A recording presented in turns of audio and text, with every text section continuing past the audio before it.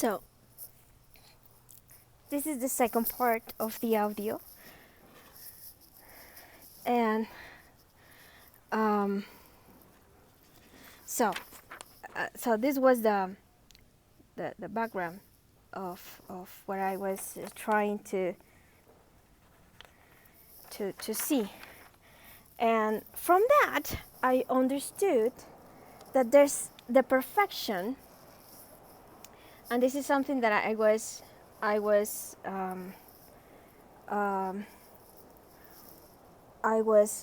understanding in one paper that I made. The perfection is divided in three.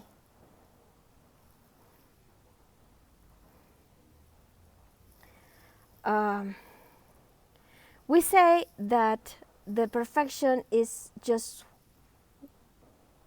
one, right?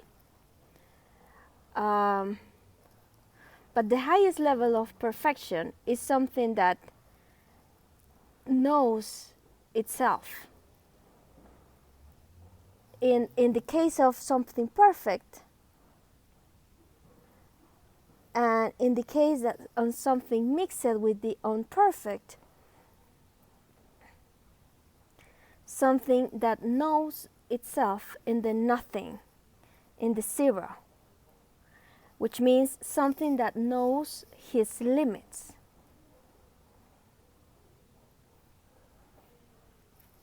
And we already saw that the something that is not perfect, something that is evil, something that is not complete, it could be because an omission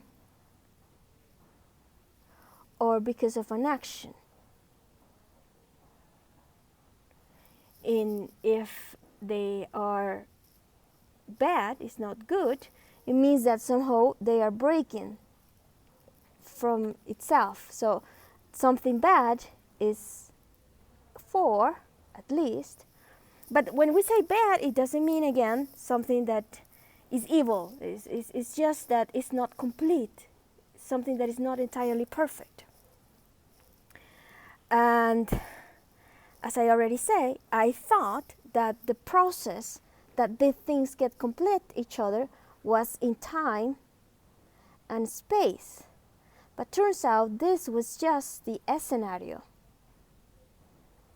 And the real way when this thing gets completed is here. And I'm going to explain now.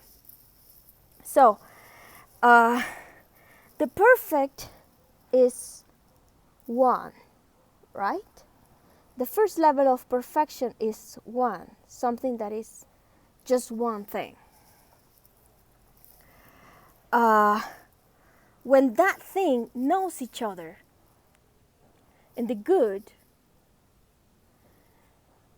it knows itself so much that it's not alone. He understands itself, and he understands the other. The one understands itself. And the relation in between.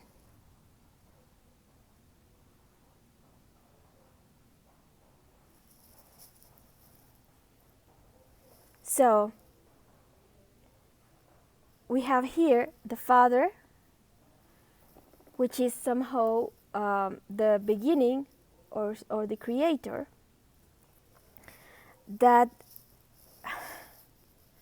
this is another crazy thing that I have thinking, that probably all the creatures in the world, animal creatures, are just a joke for God and the non-being. Imagine that the non-being is an angel that is angry against people. So this angel is making these people a slave. And in his sin, he made this person behave as a frog.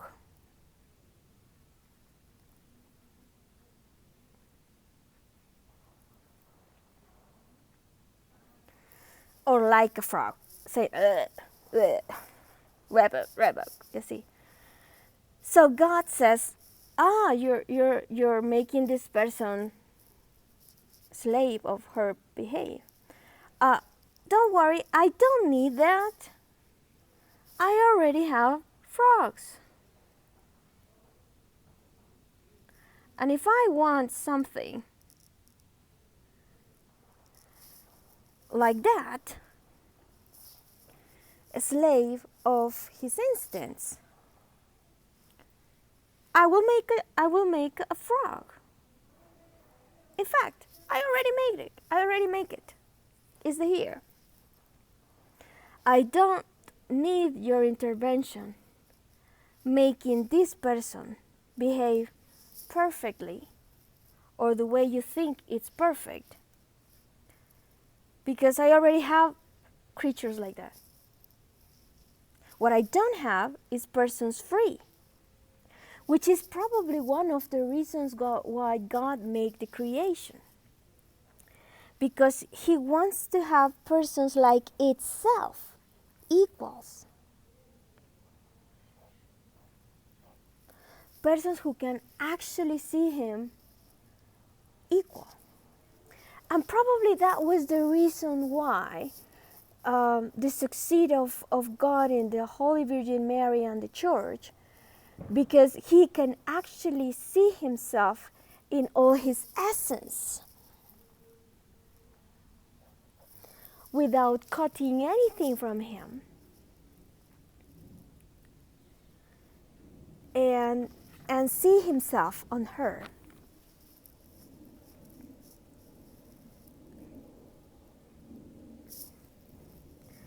So, again, what we have here then is the zero, the non-being, related to these beings, to the being that is divided in three. Or maybe this is the process how we can turn 4 in 1. We have this is with in 4. You can work as nothing, as a slave. You can work for God and be miserable for all your life, and work and be related with the zero and help the being from being a slave.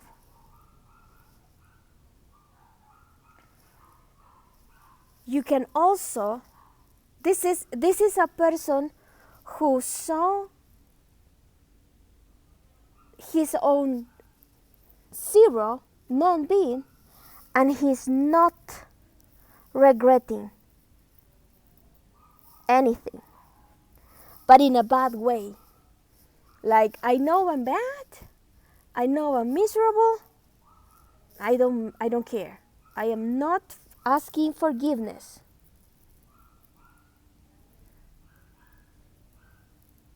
Even if I know I'm bad. So, I work for the being as a slave. The other part is, I know that I did wrong. I destroy myself.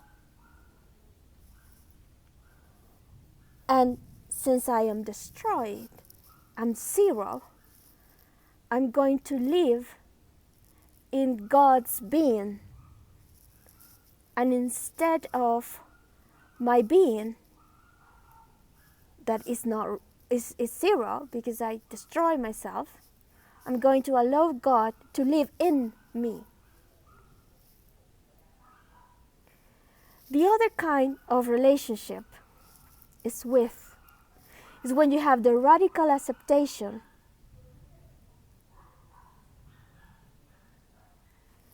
and the destroy of yourself It doesn't come external, but internal, like an amorti facere, which means in Latin, die to ourself. It's voluntarily dying to itself. So he will voluntarily live, allow God to be living with him. So when that happened, and this is a very important thing, when that happened, God allowed that person to make an intervention to his own essence. And he enriched itself. In this case, he saw the limits. Call me crazy one more time. This is my limits. I am not going to destroy you. I'm just going to allow you to work for me. And you should be thanks for that. Because even if you're going to be a slave all your life, in the eternity, in the infinity, even if you're going to be suffering all your miserable seconds of the eternity, you will be thankful me, because even that is something of grace of me. That's my limit. In contrast, in this part, God is kind of recreating himself or understanding his nature from others. He wants to be equal to others. And this is something that he does for the church.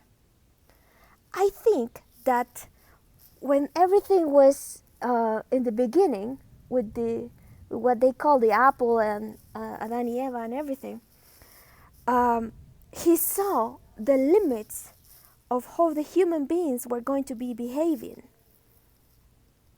And he saw the suffering of his church, trying to be herself in the nature of his creator. And when he saw the suffering of that church,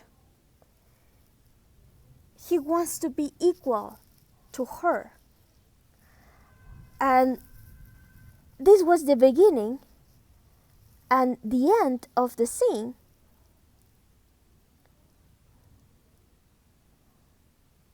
And he saw the suffering that we're going to put here as a cross. And he said, I want to be like her. So he placed himself in the church, in the cross, instead of her. So he does this. This. Voluntarily take other persons.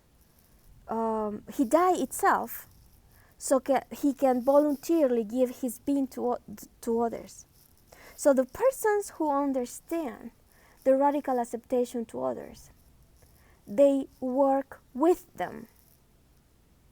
The persons who take their time and let the sin destroy them, they get nothing of themselves. They don't exist anymore. And they just allow the being to live in them. And the other persons who they never get the lesson, they just work for him. On this, we have the solution of how four can become one. In these three examples, equal but different. With this general from the army come to God and says, don't bother to go to my home, because just one word of you will be enough. He's treating him equal. He knows he's different, but he treats them equally in the virtue.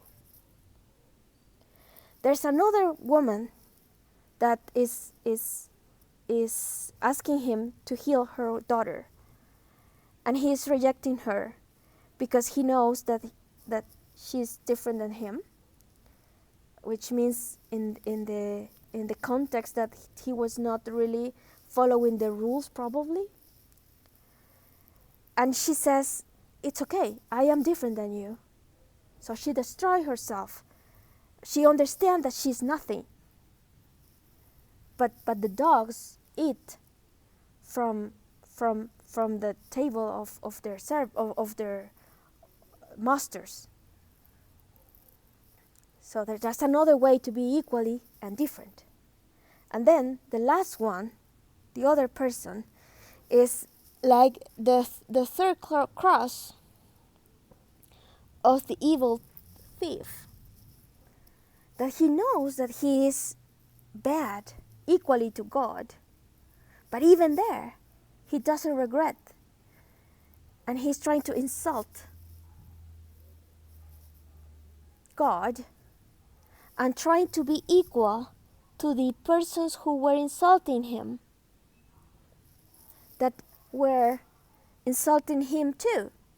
But he was thinking, I don't want to be a victim.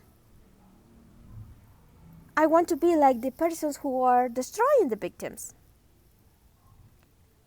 So he insults him, even if he's equal to him.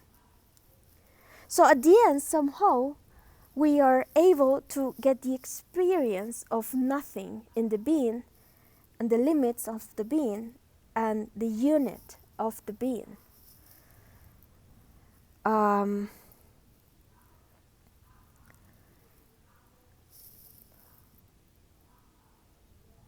And probably everyone get the chance to have these two perspectives, to be and not to be. And yeah, probably that's a thought that I have.